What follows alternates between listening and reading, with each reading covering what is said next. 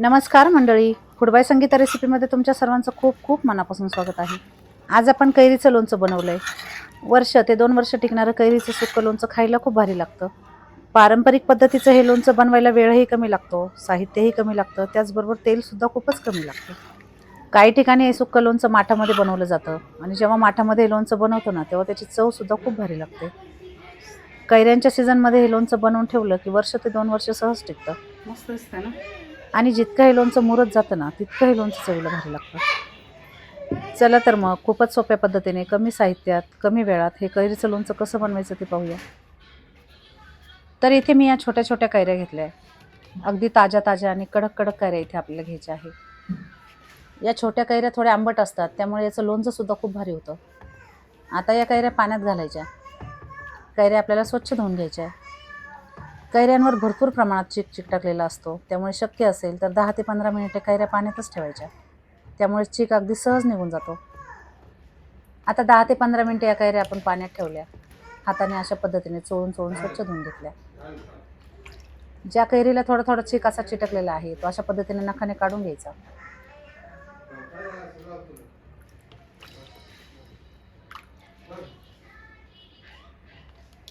आता या स्वच्छ धुवून घेतलेल्या कैऱ्या एखाद्या सुती कापडावर घालायच्या. यातील आपल्याला सगळे पाणी काढून टाकायचे. यासाठी काय करायचं, सुती कापडाने एक एक कैरी आपल्याला अशा पद्धतीने कोरडी करून घ्यायची.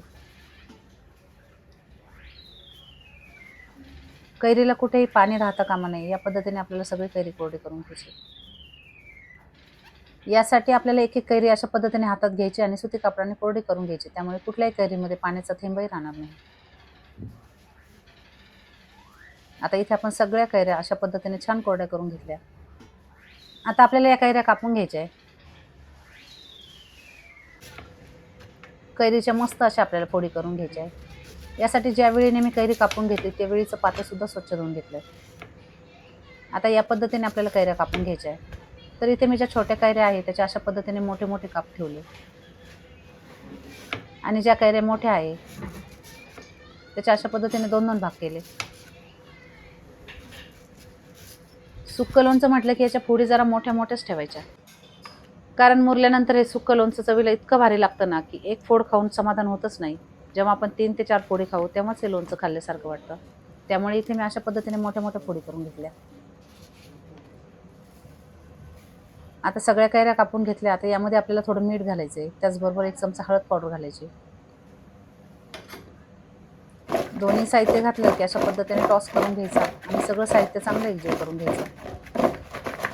मीठ आणि हळद सगळ्या कैऱ्यांना लागेल अशा पद्धतीने सगळं साहित्य एकत्र करून घ्यायचं. नंतर यावर झाकण ठेवायचं.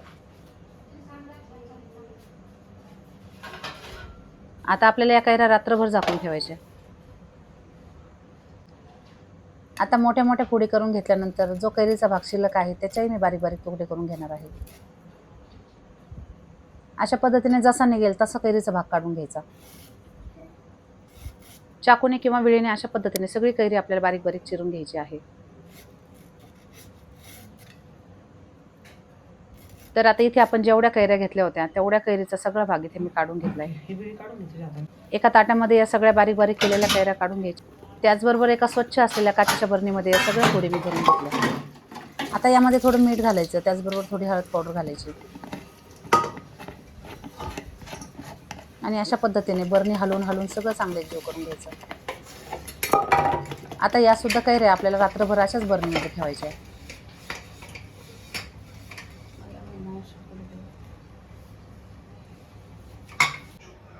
तर आता इथे मी एक मोठं फुलपात्र भरून तेल घेतलंय. तेल एका छोट्या पॅनमध्ये गरम करायला ठेवलंय.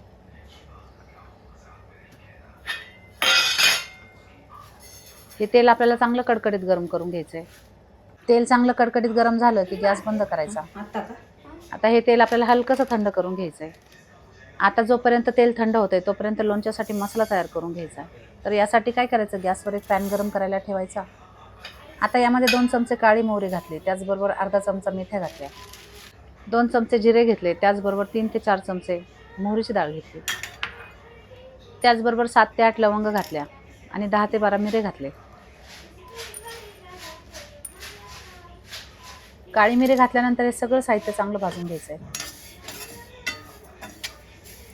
मंद आचेवर 4 ते 5 मिनिट हे सगळं साहित्य मस्त खमंग होईपर्यंत भाजून घ्यायचं आहे.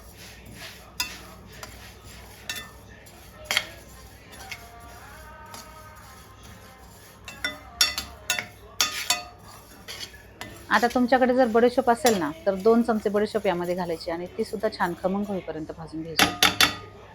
आता सर्व साहित्य चांगलं भाजून घेतलं. यामध्ये आपल्याला आता खडा मीठ घालायचं आहे. तर यासाठी काय केलं, इथे मी 100 ग्रॅम खडा मीठ घेतलं आहे. खडा मीठ मिक्सरच्या भांड्यामध्ये घातलं आणि बारीक करून घेतलं.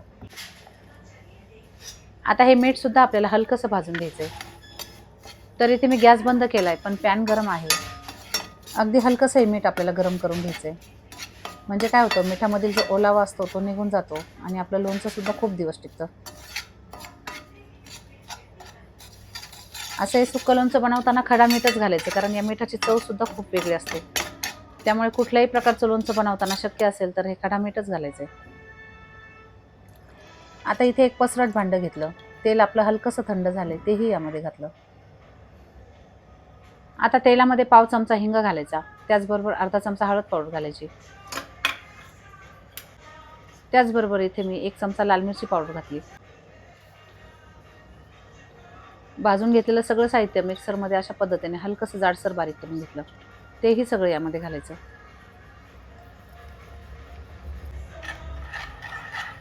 आता हे सगळं साहित्य चमच्याने चांगलं एकजीव करून घ्यायचं. त्याचबरोबर जे मीठ आपण भाजून घेतलं होतं तेही यामध्ये घालायचं आणि पुन्हा हे सगळं साहित्य एकजीव करून घ्यायचं.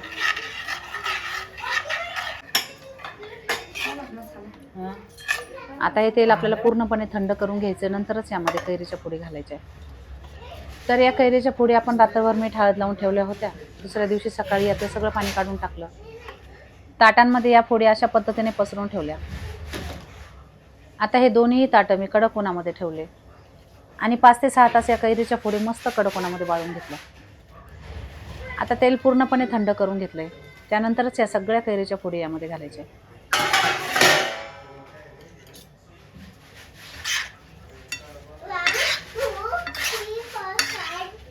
चमच्याने आता हे सगळं साहित्य छान एकजीव करून घ्यायचं. 12 मस्त खालीवर करून सगळ्या कैरीला मसाला लागेल अशा पद्धतीने सगळं साहित्य. मी आराध्याला मारते, थांब. तिने काय केलं मला सांग.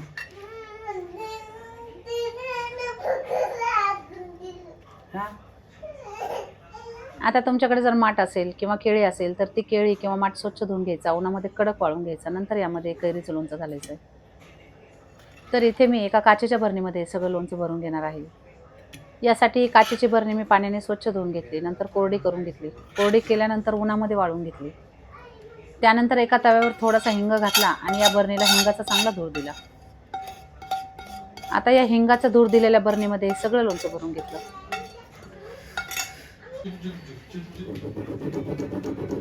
सगळं लोणचं भरून घेतलं. त्यानंतर बरणी अशा पद्धतीने हलवून घेतली. तर तुम्ही पाहू शकता मोठ्या मोठ्या फोडी आहेत, त्यामुळे हे लोणचं बरणीमध्ये किती भारी दिसतंय.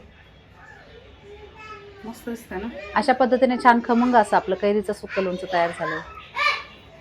हे लोणचं पाहिल्यानंतर नक्कीच तुम्हाला आईच्या आजीच्या हातचं कैरीचं लोणचं आठवलं असेल. आता या बरणीला आपल्याला एखादा सुती कपडा बांधून घ्यायचा आहे. तर इथे मी काय केलं, एका सुती कापडाचा चौकोनी तुकडा कापून घेतला आणि अशा पद्धतीने बरणीच्या तोंडाला रबर लावलं. एकतर रबर असेल तर रबर लावायचं किंवा एखाद्या दोऱ्याने बरणीचं तोंड चांगलं पक्क बांधून घ्यायचं. आता तुम्हाला जर हे लोणचं लवकर खायचं असेल ना तर काय करायचं, ही बरणी अशीच 2 ते 3 दिवस उन्हामध्ये ठेवायची. अगदी कडक उन्हामध्ये ठेवायची. त्यामुळे लोणचं थोडं लवकर मुरलं जातं. नाहीतर काय करायचं, ही बरणी एखाद्या थंड हवेच्या ठिकाणी ठेवायची. आता जी शिल्लक राहिलेली कैरी आपण बारीक चिरून घेतली होती ना, त्याला मीठ हळद लावून रात्रभर ठेवलं होतं. तेही उन्हामध्ये थोडं सुकवून घेतलं. आता या सुकवून घेतलेल्या सगळ्या फोडी एका काचेच्या बरणीमध्ये घालायच्या. आता माझं मागच्या वर्षीचं लोणचं संपलं होतं, पण त्याचा बराचसा खार शिल्लक होता. तर मी काय केलं, हा सगळा खार आणि तेल या कैरीच्या फोडींवर घातलं. त्यानंतर चमच्याने हे सगळं साहित्य चांगलं मिक्स करून घेतलं. तर तुमच्याकडे जेव्हा कैरीचा खार किंवा तेल शिल्लक राहतं तेव्हा तुम्ही काय करता किंवा तुम्ही असंच करता का, हे मला कमेंट करून नक्की सांगा. आता हे लोणचं तर लगेच खायला घेतलं तरी छान लागतं. तर मंडळी, तुम्हाला हे गावठी पद्धतीने बनवलेलं सुक्कं लोणचं कसं वाटलं हे मला कमेंट करून नक्की सांगा. योग्य पद्धतीने काळजी घेतली आणि सगळ्या टिप्स फॉलो करून जर तुम्ही हे लोणचं बनवलं तर वर्ष काय 2 वर्षात तुमचं लोणचं खराब होणार नाही. अगदी जसंच्या तसं राहील. उन्हाळ्यामध्ये या लोणच्याच्या कैऱ्या भरपूर प्रमाणात मिळतात. तेव्हा तुम्ही सर्वांनी एकदा कमी साहित्यात तयार होणारं, कमी तेलात तयार होणारं हे सुकं लोणचं नक्की बनवा. अशा पद्धतीने व्हिडिओ आवडला असेल तर लाईक, शेअर आणि बारीक सबस्क्राईब कैरीचं करा. लोणचं तयार धन्यवाद. झालं. 8 दिवसात खाऊन टाका.